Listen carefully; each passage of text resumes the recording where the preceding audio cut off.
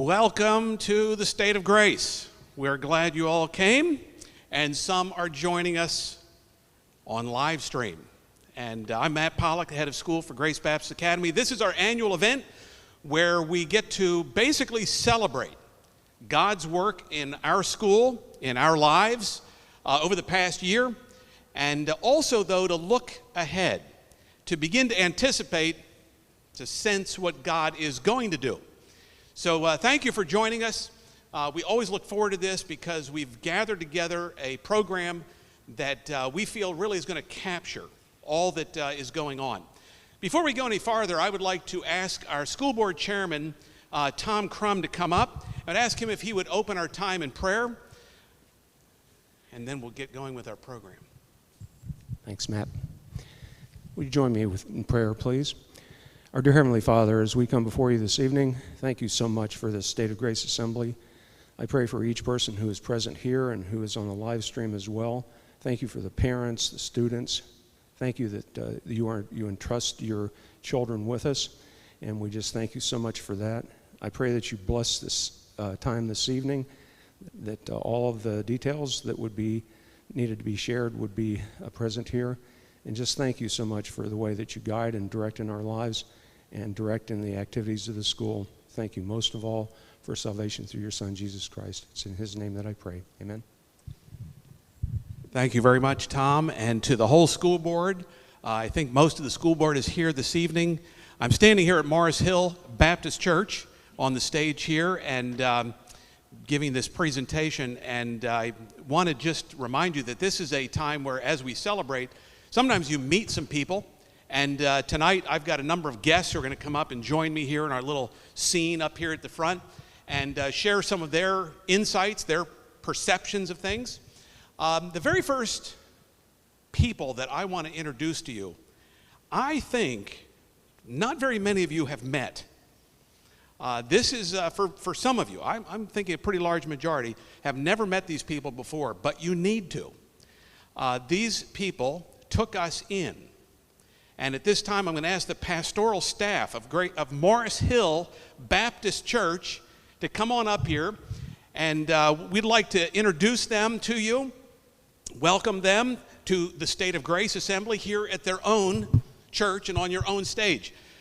This is some of the church staff. James Kleck is the pastor here of Morris Hill Baptist Church, and I will never forget the day I walked into your office. Well, the office is upstairs.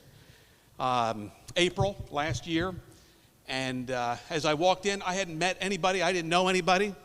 They were probably a little concerned who was just coming in the middle of the day, and I just introduced myself as they greeted me, and I said, I'm Matt Pollock. I'm the head of school from Grace Baptist Academy, and they erupted. All of the people in the office, oh, it's great to see, oh, this is wonderful. We've been praying for you. You remember April of 2020. You remember what we had just experienced. And this church staff just simply said, we've been praying for you. And then the next things that came out said, we've been talking about how we could help you. I mean, I don't know exactly what I looked like at that moment, but I'm never going to forget the experience that was going on inside. I'm going, oh boy, this is going to be great, I think. I don't know. And so we sat down and began to talk, and it's a great story from there. Pastor Kleck, thank you very much for all that you're doing. And I'd like you to introduce these guys and share a few words, if you would, with the Grace Academy family. Okay. As he said, I'm James Kleck. I'm the co-pastor at Morris Hill.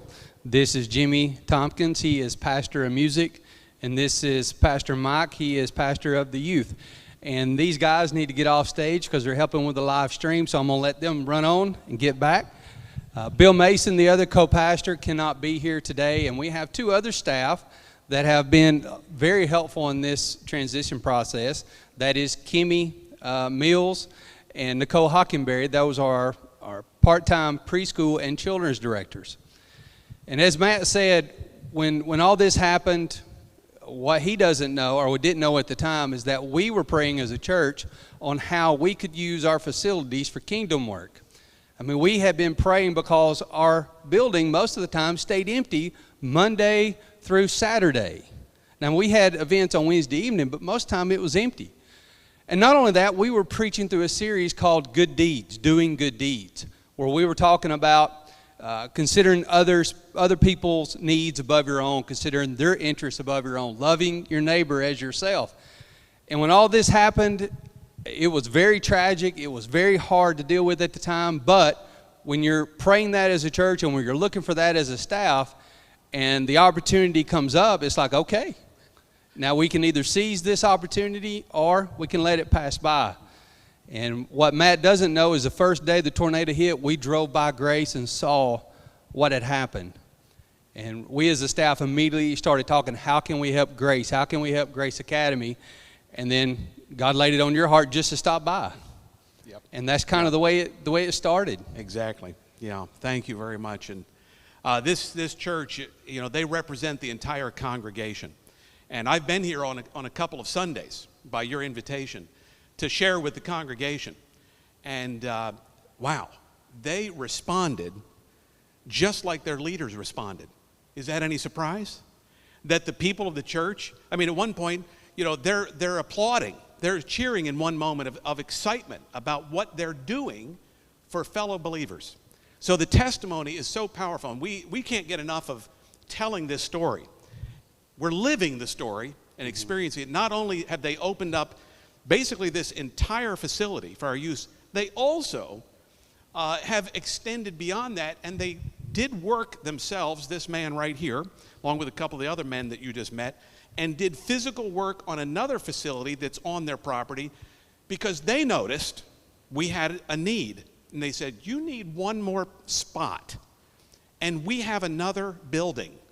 We just need to go clean it up, upgrade it, and get it ready. And a month maybe later, they said, we've got it ready for you.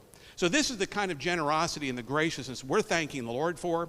We're grateful for you to be here tonight. We know that God's doing a great thing here, and we're glad to be a part of it here at Morris Hill Baptist Church. Let me say just one more thing. We are praying for you on a continuous basis, and our prayer is that you will not only exist here and do well, but that you actually grow and that you prosper. We want to see Grace Academy better when you leave than when you got here. And that's our prayer for you. And we love you. We thank you for letting us to partner with you. And just know that we're here for anything that we can do, all right? Good. Thank you. Thank you very much, Pastor James.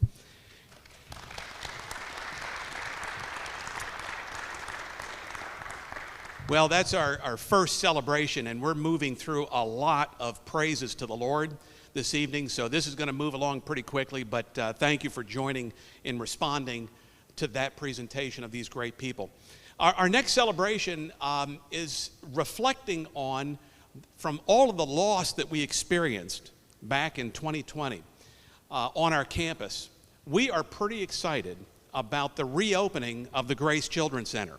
Now, we've announced that. You should have gotten messages that the Children's Center is back in action, and we're at almost about 80 children currently served in that facility once again. You probably have driven by, and you see a nice new building, and boy, it looks really clean, and it's all sharp, and it's got the nice exterior, but I don't think very many of you, there's a few, have gone inside.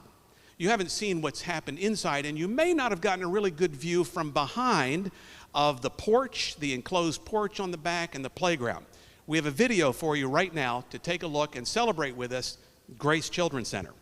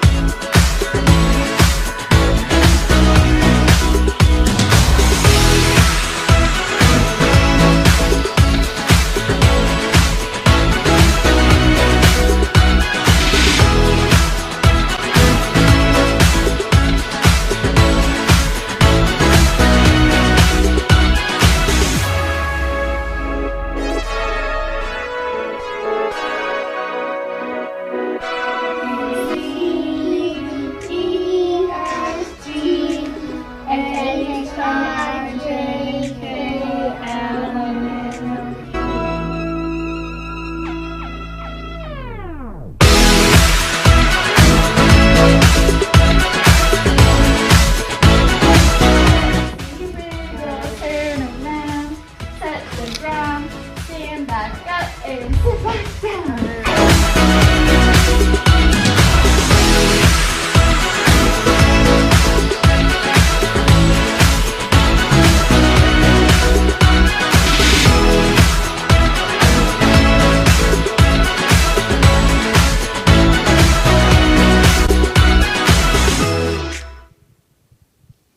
To God be the glory. That is so exciting. Really, we just looked at the present, but you also got a little glimpse of the future. You say, well, wait a minute, how can that be the future? As we see how God has provided for us to restore that building, in a little while, you're going to get a little look into the future of the Academy campus. So stay tuned to the end.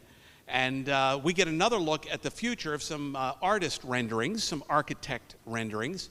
But as I look at that building, I don't need an architect rendering. That's the real thing. That's happening. And God has blessed us to be able to restore, bring that building back to life. And I mean, it is alive with those little kids in there. So we want to celebrate that tonight, and hope you enjoy that. And listen, pass the word around the community. I said 80. We could probably take about another 20 kids. So we've got some open spots, and as we look toward next fall, we want to see that filled up all the way in that building. So we'll celebrate the Grace Children's Center together. Now, moving on, our first guest here on the stage that I would like to come up and talk with is our lower school principal, Mrs. Nancy Cooper. So there we go. A little applause, Mrs. Cooper. How nice. So here, sit down here. We'll have a little casual talk. We've got a few things to share. You know, your theme for this year in the lower school is Count It All Joy. And I absolutely love that theme because I need to be encouraged in that. But tell us, you've shared some things with me. What are the most amazing things and the things that really have brought joy and that you can really say, I'll never forget this over the past year? What's the most memorable things that you can think of related to the lower school? Okay, so there's a lot. A lot has happened over the past year, but some of the things that stand out the most, first and most importantly, really, is our students. I have been just so amazed at how when you walk through the hallways and go into classrooms, they are smiling. They are having so much fun. They really are resilient. We hear that a lot, but it's true, and they have done so well with this transition, which just makes me happy. That's who gets me up every morning, those kids. And so I'm really just been very excited to see that. Also, our parents, that's you. You have been so gracious, and I'm just so grateful for that. We have asked you to do a lot and change a lot of things. We've had to bring in policies that we don't normally have. And you have been so kind and just so sweet to us, and so we thank you for that. And then, truly, the backbone to our whole foundation here at Grace is our teachers, and we could not say enough about them. But I have just been so thankful to see our teachers come along and just do what they have to do to make this transition be very successful, and they have. They've done a great job with that. And you've already said, Morris Hill, wow. They have just been so amazing, and I have really seen the hands and feet of Jesus through them. So that has been very encouraging. That's great. Well, that really, those are things to be joyful about and to recognize. And, you know, as you said that, I was thinking, we're going to talk a good bit tonight about facilities. It seems like, you know, in our current condition, we're thinking a lot about buildings and campus. And so we mentioned Morris Hill, and we think about how God brought us here. And we're going to keep celebrating that. We're going to talk about our future campus, as I said earlier. But the people, you talked about the people, the students, our teachers, our parents, that family is really what makes that very special. So it seems like one of the themes that just is upon us is loss. We've just lost so much. And when you drive past that corner, anybody who saw it before says there's a big loss right there, millions of dollars worth. But I'd like to ask you if you could talk a little bit about the things that you have observed that have not been lost here at Grace Baptist Academy Lower School? Sure, it is true. We have lost a lot, but there's more that we have not lost. And I think that that's what we have chosen to focus on this year, is what we have not lost. We still have an amazing curriculum. It's rigorous, but it's challenging, but it's also fun, and our students are enjoying that. We also are having a lot of fun. We still have our zippity-doo-dah days, which is just a fun day set aside each month that we plan to give our students something that's out of the ordinary. We also still have our specials, so we have PE and music, and we have STEAM, and we also have computer. And then this year we added, in addition to library, we now call it Lego Kids, which is a new thing. And our students, we just wanted to give them a chance to just have a stress-free time to just create. So a story is read to them as usual in library, but now they also have a time to create with Legos. We also just really, the thing that we are so privileged to be able to do is teach God's Word every day. We sure haven't lost that, and so we're very thankful for that. Our teachers do a great job with that. And we have seen 24 salvations this year in the lower school, which has just been amazing to see that God still works. No matter where you are, He is still calling people to Himself, and so we love that. Yeah, that's a great testimony in of itself right there as you think about the salvations. I mean, 24 kids trusting in Jesus for their salvation. So many good things that you just said. And, you talked about the fun, and we're going to show a little video that will take you inside the lower school. You say, well, I hear from my kids.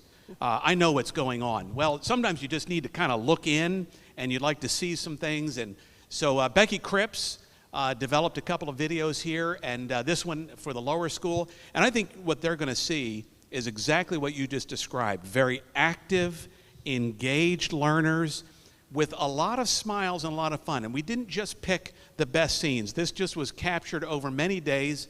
And you're going to see some really enjoyable times, but also some rigorous learning. What I would like to emphasize as I just think about all that you shared is that our students are not falling behind. They are forging ahead. They're having a great time. Face-to-face, engaged learning. They're not falling behind academically. They're not falling behind socially. They're certainly not falling behind spiritually. God is growing them because the Holy Spirit is active in our midst. So thank you, Mrs. Cooper, very much. And let's show this video of the lower school now.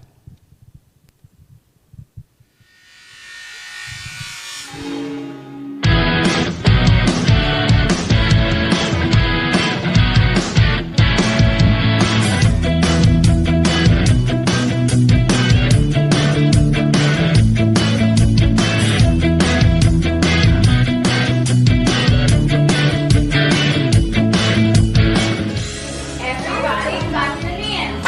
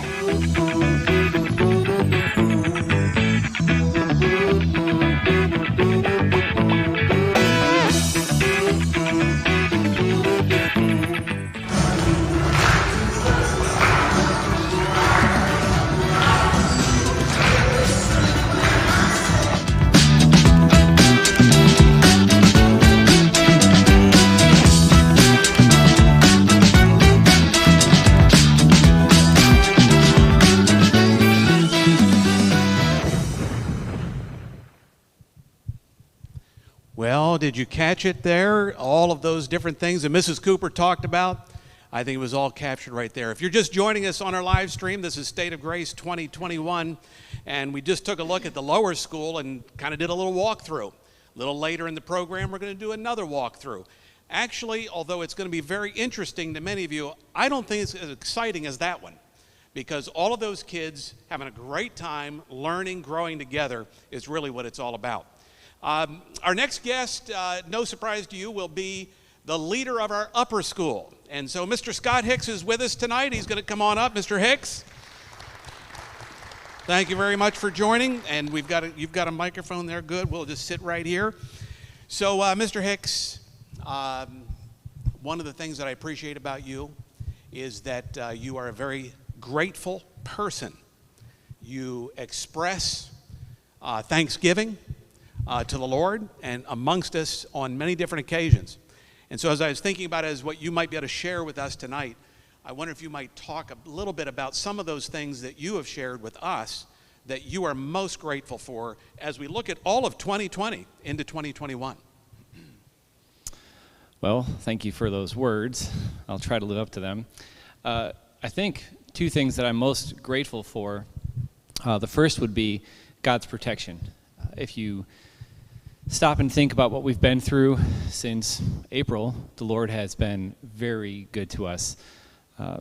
Just the protection that he gave through the tornado. No one was on the campus. Thankfully, I haven't heard, and I know probably by now I would have heard of, some major problems with people with the tornado, and there wasn't too many. People lost homes, but not loss of life for our community. We're very grateful for that.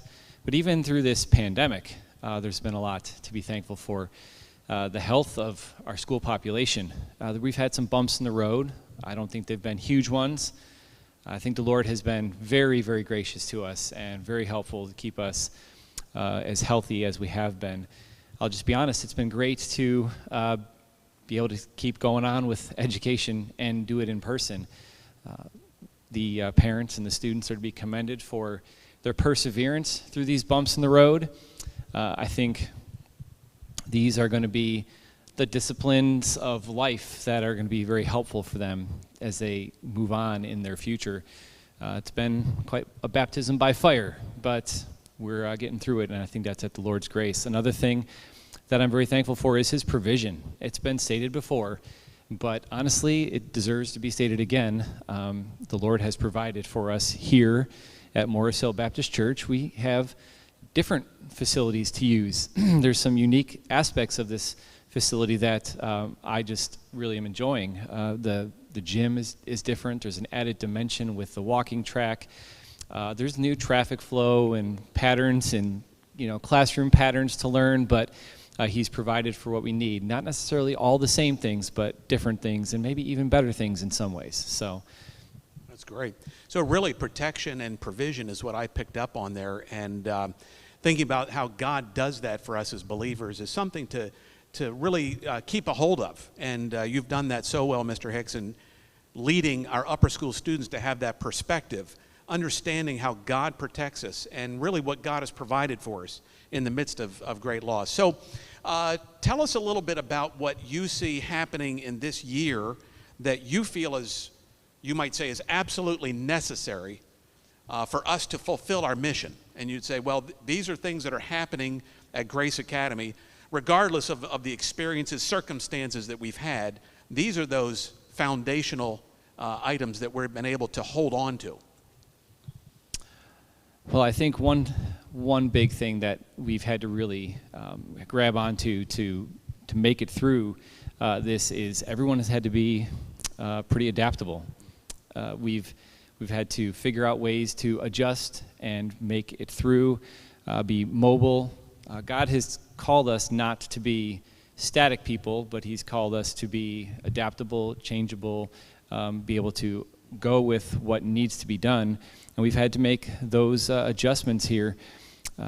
Education has looked a bit different over the last few months because of our scenario, being quarantined for a period of time and having to deal with students in two places, in your classroom and in the virtual world. but our teachers and our people are adjusting to that, and it's different than we probably ever would have thought it was 15 years ago, or could have been, but we're adapting, and those are very important characteristics for us to deal with. It's clear that flexibility and that kind of adaptability, as you said, that really is important for growth. Anybody who is restrictive and limited and stays stiff is not growing, not developing. And so that's a neat thing to see happening in our school, among our students and ourselves as well.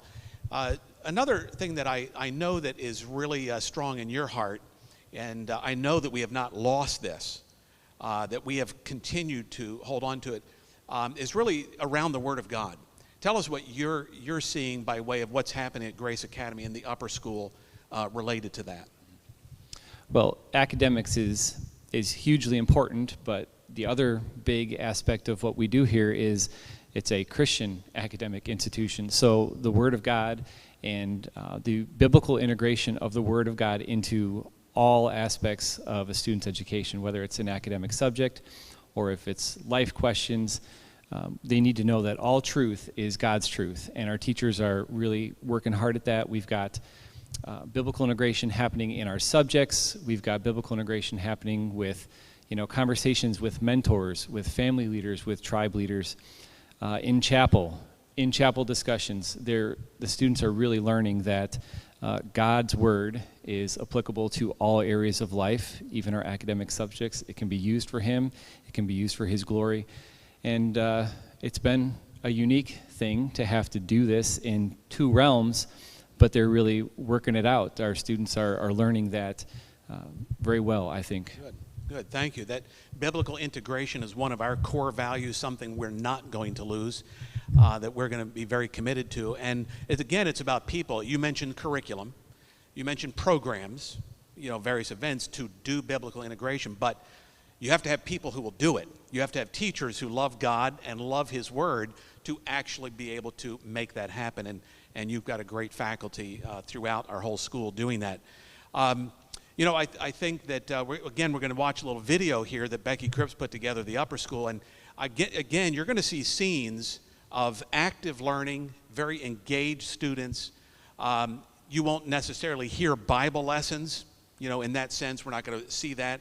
But you're just going to get these glimpses of students and teachers interacting, responding to the curriculum, to the material, and really sometimes just to some good fun. I love the tribes that we have, the competition that we've been able to continue in this facility, to see athletics going on, to see fine arts continue to be cultivated. Those are elements that as any one of us grow, some of that giftedness can really begin to flourish. And I think we're going to see some of that as well on the video right now. So let's go to the upper school video. Thank you, Mr. Hicks.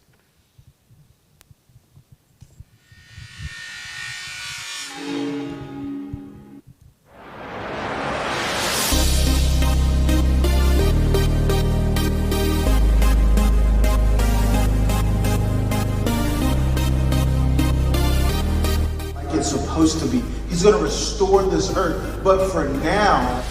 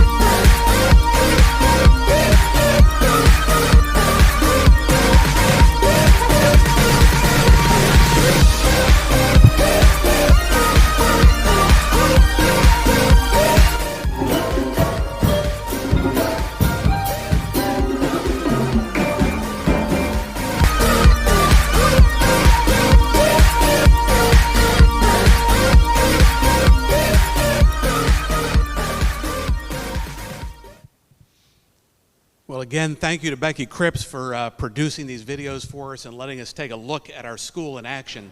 Hope you're enjoying that. Some of you are probably looking for your kids in there and see if you can get a little peek into their lives here at school. Our next guest has been involved with both our lower school and our upper school. I'm going to ask Mrs. Beth Smith to come on up, and we'd like her to share a couple of things about some programs that we are especially proud of, really enjoying them. Have a seat here, Ms. Smith, and we'd like to talk a little bit, first of all, about a new program that, we're in our second year. It's called SOAR 6.0, and it's been a lot of fun to be with you working on this. We started this with a little team of people in, I guess, early 2019, and the Lord really helped us bring this together. Share with our Academy family a little bit about what's happening in SOAR 6.0. Okay. So this program is strategically designed to help students entering sixth grade in their transition from elementary school to middle school. The SOAR 6.0 teachers have worked to be intentional about helping in this transition. One way that we help with this transition is by putting sixth grade students into sixth grade only families. This way, all family discussions are with a core 6.0 teacher and only sixth grade students. Some of the student favorites of this program are our quarterly field trips and daily PE. We have incorporated at least one field trip per quarter into our program. We also recognize the need for sixth graders to be able to have daily physical activity, so we've integrated PE as a daily core class. Also, in SOAR 6.0, we've incorporated flight school into the sixth graders' weekly schedule. In flight school, we teach important life skills that will help the sixth grade students to be successful throughout the rest of upper school and in life. Some of the topics that the students have learned in flight school so far this year are how to stay organized with their binders, how to send a proper email with good email etiquette, how to start a good conversation when meeting someone new, how to have proper eye contact in a conversation, how to budget their time for long-term projects, how to use different methods to study and present material, and a few lessons on personal hygiene. One of the aspects of SOAR 6.0 that I'm so passionate about is our peer mentor program. Each sixth grade student is paired with a ninth grade student who has been carefully and prayerfully chosen by their teachers to be a mentor. We choose eighth grade students who are good leaders, who have an evident walk and relationship with the Lord, students who are good examples, who have positive attitudes. Then they're given a small group of sixth grade students to mentor. These 8 kids who are chosen to be mentors are a great group of kids who are honored to be chosen, and they take their role very seriously. These mentors will mentor the same sixth grade students all throughout middle school. The mentors will be there for support, advice, encouragement, friendship, a sense of belonging and community, and prayer. The peer mentors meet with their mentees once a month for an activity, to eat lunch together, to pray together, or just to give encouragement. And if they can, many of the mentors actually attend the mentee sporting events and after-school extracurricular activities. They say hi to them in the hallway and give them a fist bump when they pass them on the way to lunch. The sixth grade students love having a ninth grade student who knows their name and says hi to them. When the current sixth graders have finished middle school and are entering into high school for their ninth grade year, the mentors will be seniors. Can you imagine entering high school as a ninth grader and having a senior who not only knows your name, but has been praying for you and encouraging you for the past 3.5 years? It's such a powerful and impactful experience for them. Then, when these mentees are now ninth graders, they will have a chance to turn around and to mentor a brand new group of sixth graders coming into middle school. It's a beautiful circle of helping others and making a difference.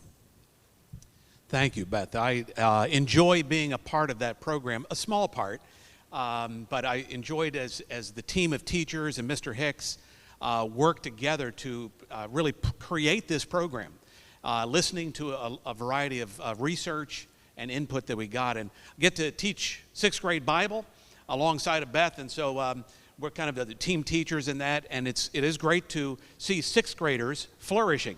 It's a tough year. coming out of elementary. And so now, of course, some of you sixth grade parents are going, that's right, they talked about those things. I need to check on that and see if they really are organizing themselves and are they really getting everything put together. But we love focusing on that age group as we see them really make a change and come on into the upper school. Now, there's another program that God has put you in place with, Camp Grace. So how many years have you been leading Camp Grace now? This summer will be my 6th summer. 6 summers, which is really amazing. Your 5th summer, last summer, was a little different. Yes. 2020, Camp Grace, well, we were a bit disrupted. And yet, God still gave us some great opportunities. We had, how many children actually were served at Camp Grace last summer? We had over 180 campers last summer. Which is really incredible to have 180 kids. Our highest point before that was 200 and some, just over 200. Now, I was a little concerned, and we all were wondering, with the pandemic hitting in the spring, what was going to happen, what could we do? We didn't even have a place to do Camp Grace, although she'll talk a little bit about what's all involved in Camp Grace, but we were going to have some major disruptions. But Redemption Point Church took us in. They have a beautiful facility out on Ottawa-Ringgold Road and allowed us to use their facility for the entire summer. Tell us a little bit about, for those, there's probably some people who don't know yet about Camp Grace. We believe it's just a great opportunity. I am always so excited when camp preparations begin. I start in January, preparing for camp for the summer. I truly have a passion for creating a summer experience that the campers will never forget. My prayer and hope is that when these kiddos look back on their summers from their childhood, that they remember Camp Grace with fondness and just the great memories that they have from Camp Grace. I know my kids do. They start counting down in January. When I start getting out my things to start preparing, my daughter actually said this year, she said, oh, Mom, this makes me so excited when you get out your camp stuff because it means camp's coming soon. It's a great time. Camp Grace is for rising kindergartners who have already turned 5 through age 12. Camp Grace is action-packed with scheduled activities all day long during the day. We go on multiple field trips throughout the week, and we have daily enrichment activities in science, art, STEM, music, and cooking. We also have sports, activities, active group games scheduled throughout the day.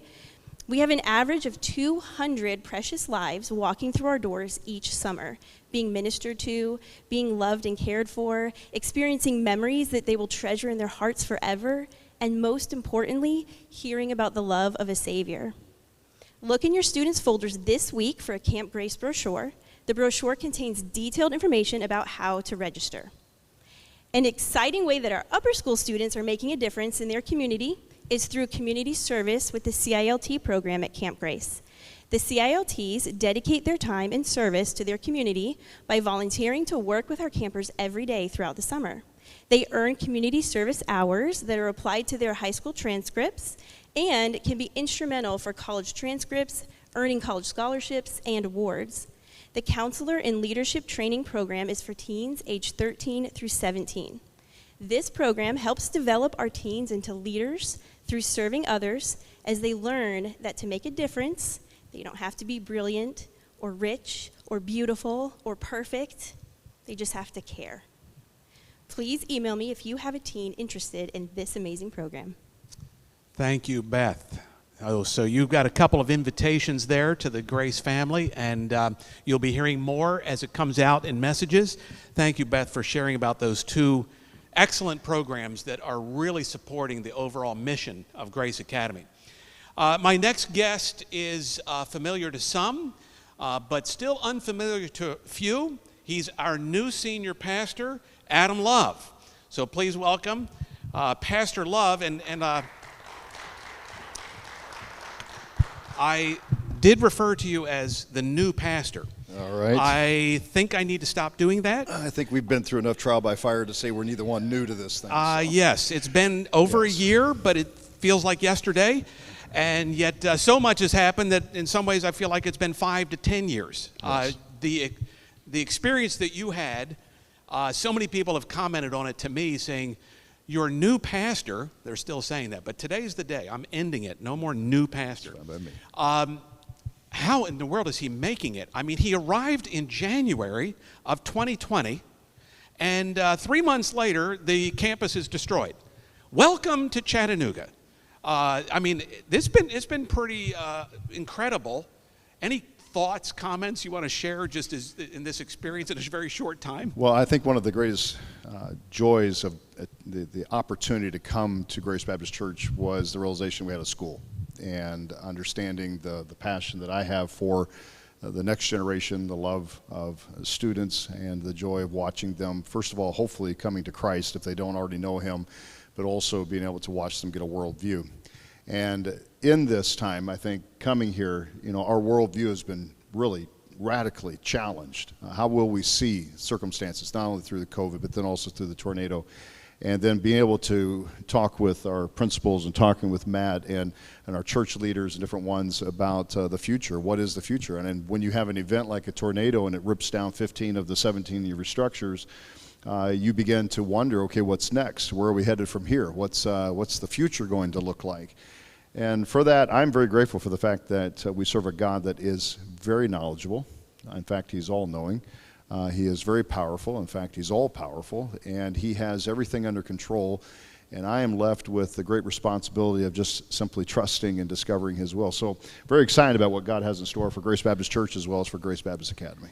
Thank you for sharing that. I think you could just hear in that brief comment what I hear, what I've been experiencing as being a part of your team, as he is the senior pastor of our church and school, to lead our staff as well as our steering committee that was put together to basically take responsibility on behalf of the church to say what's next. And your leadership is really, really important to us. God knew, as you said, God knows that you needed to be here and that we needed you to join us and in just the nick of time. You're like, well, but God said, Pastor Love needs to be here, and we need to bond together. And I believe it's been, it's been so enjoyable to work with you to really bond together. I mean, a crisis does tend to do one of two things. I'm just glad the one thing, bonding together in God's work, has occurred. So we asked Pastor Love if he would share a little bit. As I said, he's leading our steering committee, which involves quite a few people, and that circle is growing beyond just the core group that are kind of called to make decisions. But there's a number of people, parents, that have gotten involved that have special gifts for particular areas. Alumni have been involved.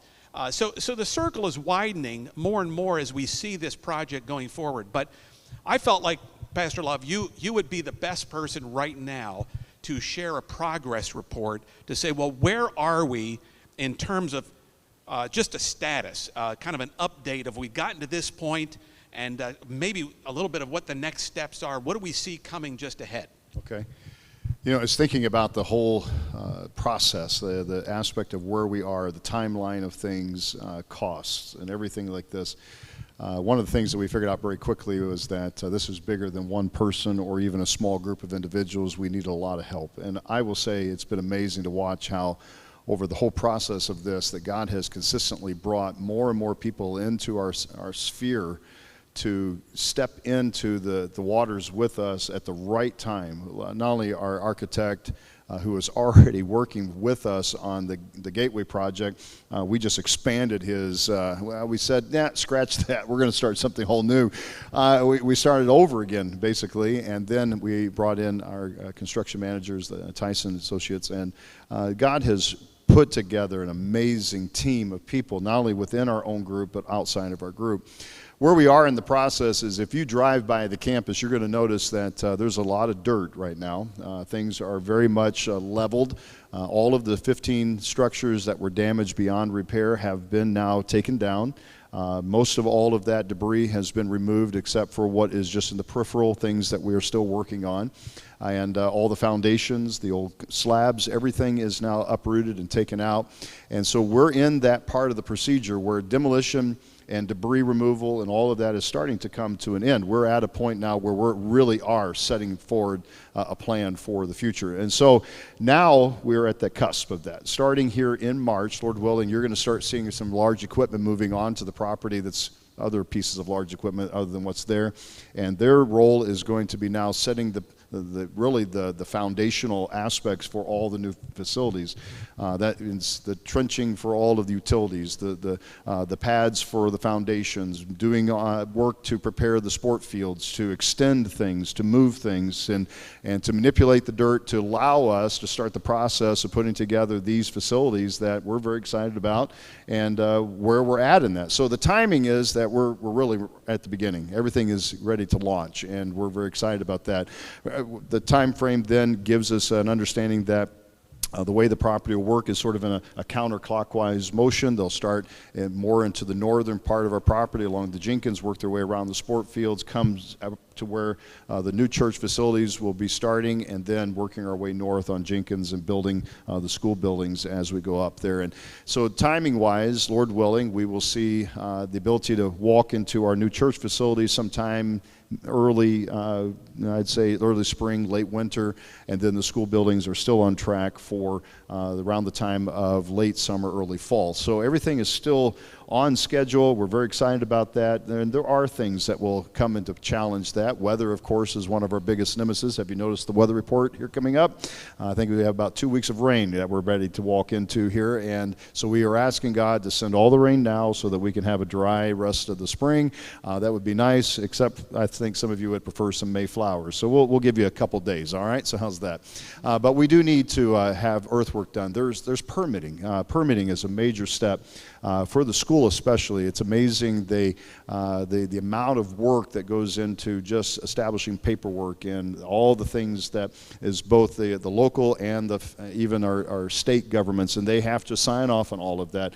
But I just got to say again how much I just rejoice in what God has done is He has cleared the way. We've had people within our own city here that have really stepped up to be a help to us, not doing anything they're not supposed to. I don't want to make it sound in any way like that, but they've really taken interest in our project and helped us move things along and gotten our questions answered on a timely manner, and that's allowing us to get things moving in a good fashion. So we're at that point. Now, people have asked us, what's this going to cost us? And that's where we're excited about FEMA. We are appreciative that the Lord has allowed us to be in the application process, or we're working together with several FEMA individuals to help our case along.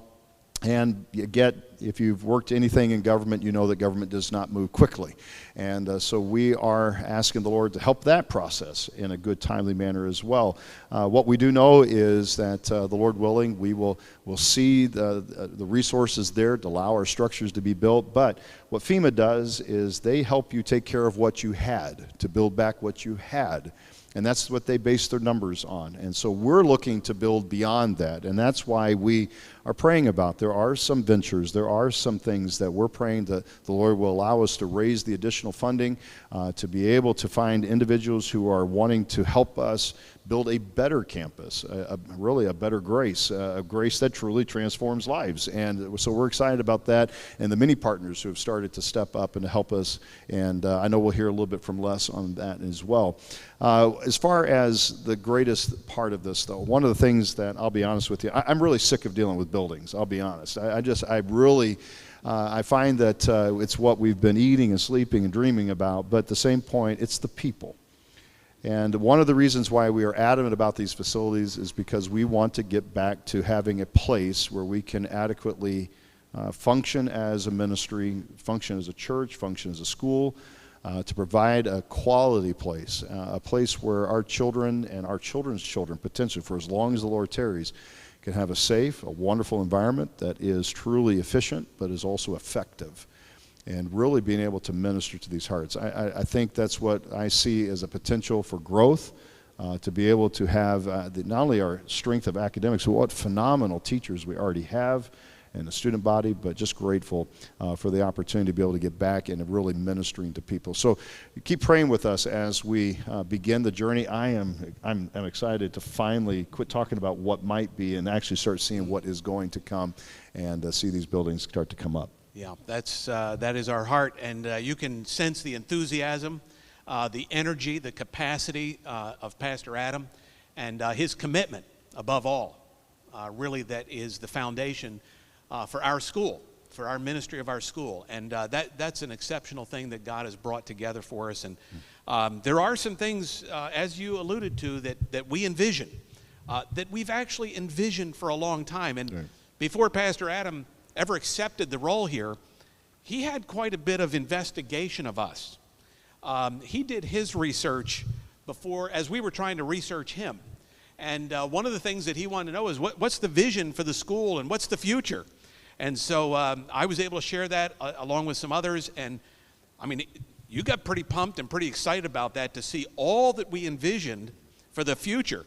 What we didn't know was, what God had in mind to say, listen, we're going to just clear this off. Reset button. And hit the reset button, exactly. And then we'll go with all that is envisioned. Yes. But it's very exciting to think about that with a clean slate. So we really appreciate you sharing some of that. And of course, there's a lot more detail, and we don't have time. We're going to keep moving because I know some would like to actually see a few more images, the ones you've seen on the screen tonight. Most of you have already seen because you've seen them from the outside, but we're going to take a walk inside in just a few minutes. So thank you, Pastor. Thank you. Thank you, Grace. Our next guest is no stranger at all. If anybody knows Grace Academy, then you know Les Compton. Our Director of Advancement, Les Compton, thanks for coming up and spending a few minutes with us. Coach Compton, as many over the years know you as because of the athletic director position, and of course coaching soccer, coaching basketball, but God moved him a few years ago. Again, I believe that God times things just right, and he puts people in particular places, and it was not without a lot of discussion, and is this really the right thing to do? But God brought him into the Director of Advancement role, which is basically a visionary role, developing the future for any entity, and in particular with funding and finding ways to take us further, to make us stronger, to make us better, what Pastor Adam was just saying. So, Les, you and I have been talking together for, of course, quite a few years now, and really have partnered together on a lot of exciting things as we saw God beginning to bring money in from a variety of donors, individuals, organizations. But I really feel like it's a good time for you to share with the Academy family, where are we right now? And it relates to what Pastor Adam was sharing. Where are we in the sense of the funding area and as we move forward in development? Thank you, Matt. Excuse me. I would like to pick up, on several things that Pastor shared with us here a minute ago, as well as a couple of things that you've said. I know everyone's anxious to be able to see the virtual tour and begin to some people to get their first look inside the building and see what some of those things will be like. But there are three basic ideas or thoughts that I would like to share with our studio audience and the viewers at home tonight. So the first is this. We really want to challenge people to see the whole vision for our school and our ministry. And that's really important. Years ago, I thought I was making progress as an athletic director because I made lists. I made lists of things I wanted to buy, things I wanted to build, and as things would come along, visually you could see some progress, but I didn't realize that that's all it was. It was just a list. It wasn't a vision. I had an idea of how I wanted things to look and how I wanted them to be different, but it wasn't until I sat down in the early 2000s with the gentleman who is now our architect, as we began to work on some things for improving the athletic facilities back in the early 2000s, that I realized the difference between a list and a vision. A vision is integrated in form, in function, in philosophy. It combines all those things and makes them all work together. So for that reason, it is critically important to see the whole vision, and then once you see the whole vision, realize you can't itemize it. You can't pick it apart. It's not an a la carte list where you purchase the things you like and leave off the things you don't, or support this and not support that. You support the entire vision. Well, that's exactly what we were doing even in the last few years. I would have to say we felt a bit restricted. We had a campus. It was there. It had been built over years by great people, godly people, generous people who really produced a great opportunity for us there on the corner. But we had these limits, and so I feel like we were always picking away together and then with others on the school board and beyond saying, okay, what do we need to improve? So we were kind of had this checklist all along. And then, of course, we don't have a campus at all. But tell us a little bit why now we look at this complete opportunity. We don't itemize. We don't isolate. And I should qualify by saying this. This doesn't deny the reality that at times we may have to prioritize. But that's different than itemizing. The example you and I were talking about earlier today, if you as a donor decide that you would like to sponsor the amphitheater, all right? And let's just say the amphitheater costs $200,000, and you write a check. You want to really act this out? You write a check for $100,000. You write a check for $100,000. But nobody else supports that line item. If nobody else supports that line item, there's $100,000 sitting there. You're not happy. We're not happy. The money's not doing anybody any good. And we're stonewalled. And that money could sit there for years. So that's one reason that we don't do this by line item process. We don't want to itemize. And then another thing is, when you itemize, delaying things eventually becomes denial. I won't take time to tell people, but a lot of people would be surprised if they knew things that were originally in the plans for both the high school building that we once had, the middle school building we once had, that never made it in those buildings because they were put off at the beginning because of cost, understandably, but because they were delayed at the beginning, they never did happen, and they never would. So usually to delay is to deny. And then much like the street projects in this neighborhood, not far from where I live, it was great when after the tornado a month or so later, they paved Jenkins Road nicely. And then within days, what were they doing? Cutting it up, making connections to houses and projects, and we all drove over it and wondered, why would you do that? Well, why would we do that? Why would we build this entire facility and then go back and do piecemeal construction projects going right back over what we just did? So we want to avoid that. So that's why we want to keep the vision comprehensive and support the entire plan, not itemized just for the things that we tend to favor individually. Yeah, that's a great illustration. To keep it comprehensive is really the opportunity right now. God, this is an opportunity from God.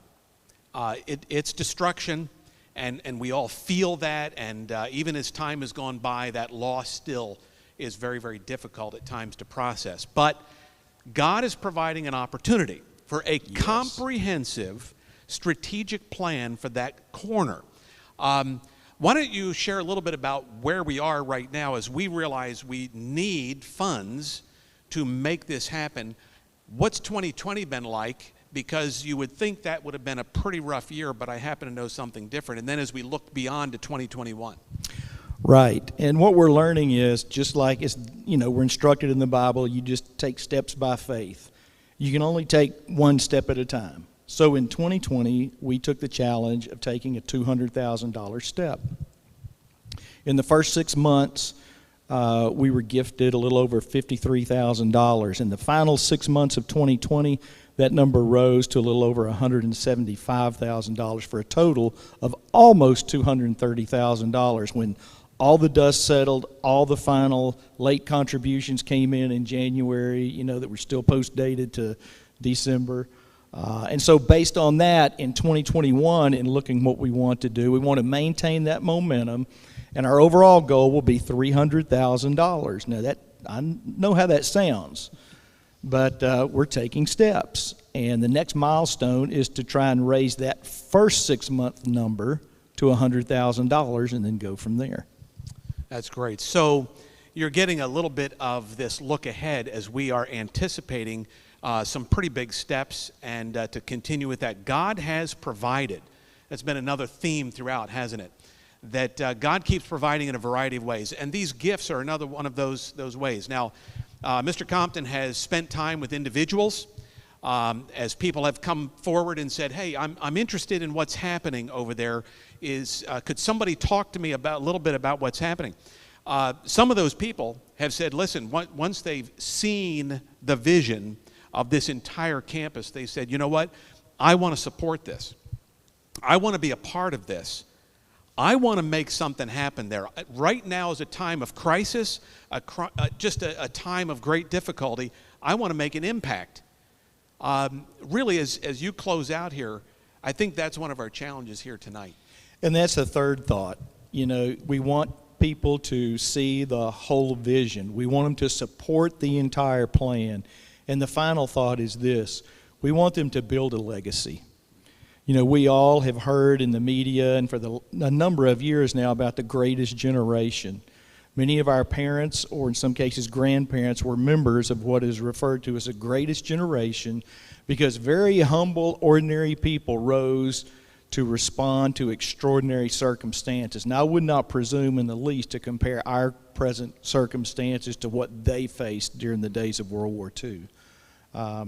However, we will be judged and assessed in the future by how we responded.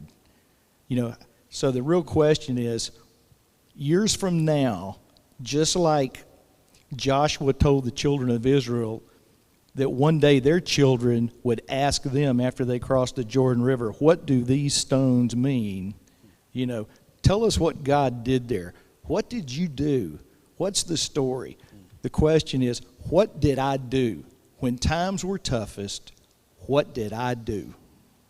Well, that's great. That is a challenging question for me, and I hope for all of us. And as we think about a response to that here tonight, I would encourage you just to really think about what the Lord would have you to do in terms of this. You may not feel like you've got a great deal of wealth to support financially. You may, however, have some small ways that you can make a contribution. And other ways to do that online, very simply, to the Transforming Grace campaign. And don't hesitate to think to yourself, that's just not a lot of money. It may be just something that continues to build more and more toward the future. The other way is that many of us have not really stopped and thought about who we know who might join this campaign. And your connection, your ability to network with family members, friends, people around you that might be able to respond in some significant ways. So I would encourage you to think about how you might communicate with Mr. Compton or myself and say, here's how we think we can really make a difference. Here's what we can do. It may be by introducing us. That would be a great thing. There's certainly in this community a great interest in Grace Academy. We're getting phone calls asking if they can do an interview with me, and just on Friday was able to do that on Channel 3. It's happening again tomorrow, so I'll be on This and That with James Howard on Tuesday, tomorrow. There's a lot of people interested. There are foundations that are interested in how they can support someone in really tough times. Perhaps you will know a way how you can respond to that at this time. Now, we're going to close out our program tonight. This is our final video, and it is a walkthrough, as promised, a virtual walkthrough into some key locations. Not every single hallway, not every classroom, but into some of the main areas that have been designed by our architect that we're committing to seeing developed and built for Grace Academy at 7815 Shallowford Road. And so you've seen some of it from the outside. We will start from the outside and we will move inside, and just take this little walkthrough with me right now. Welcome to the future of Grace Baptist Academy. This is the architect's rendering of a transformed campus. Many of you have seen this scene as a bird's eye view from the traffic circle looking northeast. You see the Children's Center, which happens to be already completed to your left. The worship center is at the bottom of the campus, and then the academy runs parallel to Jenkins Road to the north, our athletic fields to the distance. I want to take you to a couple of other views. Let's swing around to the back side of campus and get a rear view back toward the academy. This is standing out by the baseball field and the corner of the football soccer stadium. And we're looking across what we call the midway lawn, which we intend to have with artificial turf for use year-round, regardless of the weather that may just have preceded the event. You're looking at the field house, which seats 1,000, and the core of the academy building. As we swing back around to Jenkins Road, at the top of the campus, the northernmost point, is the lower school entrance. In just a few minutes, I'm going to take you inside to take a look at that entryway. Coming down Jenkins Road, you're going to see the main school entrance. This view is angled as if you were going north on Jenkins Road away from the traffic circle, looking up to the left to this 2-story glass entryway. Wouldn't you like to take a look inside? We're going to do that in just a moment. And welcome inside Grace Baptist Academy. This is what it looks like inside that 2-story glass wall. The main entrance for the school is straight ahead of you. Those gold doors are an airlock with full security. To the right is the administrative offices. And to your left, you're seeing a staircase seating area, a place for students to hang out, to wait for their parents to pick them up in the afternoons, and also the entrance to the second floor. And you're looking at a space that is designed for great gathering of a variety of activities, including a lunchroom. Now, please take note, the colors, the furnishings are certainly not finalized. They're just an artist rendering. We'll move on to another area. From this vantage point, we're on the second floor, looking down that staircase seating into the commons. Straight ahead, the administrative offices. To the right, a reception area we're calling the Legacy Room, where prospective families and other special guests will get a view of the history of Grace Baptist Academy, as well as our current state. Food service is there underneath, and we'll come down to that in a moment. But here on the second floor is a walking area all the way around to other hallways, to other buildings. To your right, I'm going to pull this around so you can just see a little view into the library through these glass walls, and just ahead is down a hallway to all of the academic classrooms, including a specialized band room and choir room and all of our regular classrooms for the upper school.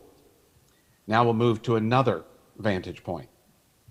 We're back down on the first floor in the commons, looking across toward the food service to the left, an exit to a patio straight ahead. I'll bring you in a little closer. That patio can be used for a little overrun for lunch or for outdoor classroom activities. Just to the right on the first floor, you're looking into the art studio. And there's the hallway on the first floor leading to more upper school classrooms and in the direction of the lower school at the other end of that hallway.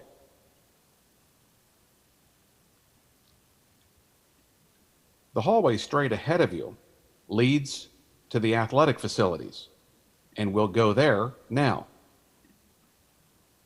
We're walking down the hallway just past the kitchen, and we're heading toward the field house. Out the window to the right, you can see the academic wing for the upper school just beyond that patio. We're now in the hallway, and you saw the midway from the outside of the building just a little bit ago. Now you're looking from the inside out toward that synthetic turf field, which can be used for phys ed, recreational activities, all sort of gatherings, including athletic practices. As we go to the left, we're looking into the field house. 1,000 seats, beautiful gymnasium that we're going to see some great competition from our Golden Eagles. And remember, the colors are not finalized. Now let's take you to another location. I brought you back out to the Commons. The serving area for lunch is just to your right. You can see the main entrance off there in the distance. Remember that Jenkins Road runs parallel to the complex. But I want to take you down this hallway, which actually leads in the distance toward the worship center and the Christian education classrooms. But just over here to the side is the gymnatorium entry. As I take you in, as we come around, you see the second gym with seating that has been extended across the floor with about 500 seats to be able to view this stage area. We can also put seating on the floor if we so desire. What a great opportunity here in this gym that is designed for elementary and middle school athletics. Again, physical education, plenty of other recreational activities, but having the opportunity to do productions right here on our campus, including not only drama and music, but also chapel and special assemblies. Now, perhaps you're starting to notice that around the top there's a walking track. That's right. And in just a moment, I'll take you to the top of this seating, which retracts all the way back to the wall, of course, exposing the basketball court. We've jumped to the top of the walking track, looking down into that gymnatorium at the stage, and you can see what an opportunity it is to have some great productions right there. The walking track goes all the way around behind the stage and back out to this point where we're standing. And then look as we come around to what's behind us. The fitness center is now integrated into our main buildings in a very convenient location, a wonderful environment for strength and conditioning, for physical fitness, with a walking track next to it and our gymnasiums nearby. This is going to be a great facility for these workouts. Now we'll move to one more location. Our final stop on this walkthrough inside our future buildings is the lower school entrance. You saw it from the outside. Now you're on the inside. Our students will be dropped off. They're in the parking lot, and they come into this entrance, which we will take a look around at this beautiful location. We jump right up to the front doors and then begin to turn back, and what do we find? The same concept of a staircase seating area for our lower school students to gather for special presentations and assemblies, and also to wait for their parents to pick them up in the afternoon for Carline. And just to the right is our idea that we're looking forward to of a slide from the second floor down to the first floor, where students will enjoy some incentive and some reward as they have some great accomplishments each day.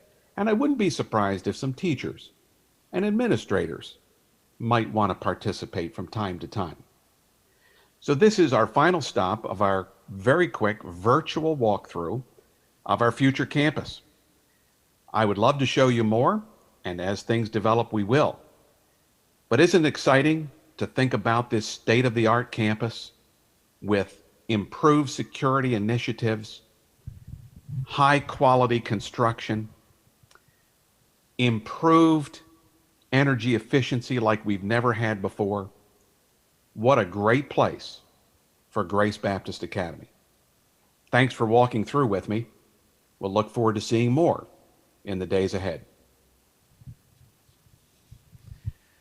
Well, I feel like I should be saying in our next episode, but thank you for walking along through that facility. and really perhaps getting a bigger view of the comprehensive development plan. And we appreciate your prayers, your support, the anticipation, but we know that probably the greatest character trait that will be tested is patience. As we count it all joy and we recognize God's hand, we can truly be patient. It's challenging for every one of us with our own nature within us. But I challenge you and encourage you to join us in this persistent march forward to the future while enjoying every blessing that God has given us right now. So thank you all for joining us, so many of you on live stream. We're also going to be recording so that we can get it out to those who had basketball games tonight. Thank you all for coming. Have a good night.